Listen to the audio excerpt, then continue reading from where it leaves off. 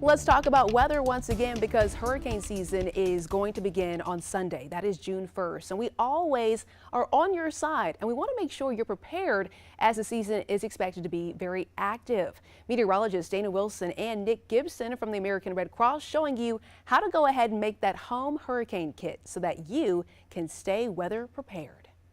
Today, we're joined by Nick from the American Red Cross to show what is a proper hurricane kit and why it matters. So Nick, tell us about the basic necessities that needs to be in a hurricane kit. Of course, we always recommend that people have at least drinking water. So Yes. some type of drinking water, at least a gallon of drinking water, Yep, just in staying general. hydrated. Also have those non-perishable food items. Have a flashlight Yes. readily available just in case your power goes out.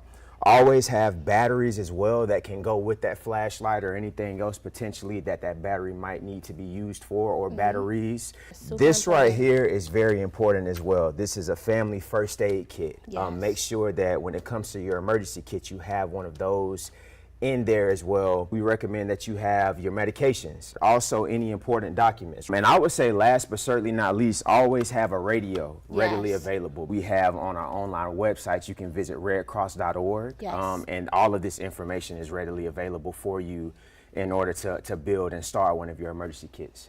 Thank you so much for being here. We Thank really you. appreciate it. We want to make sure that you all are staying safe, especially as we're quickly heading towards hurricane season. And we have this hurricane special to let you know all that you need to know. Thanks so much again, Nick.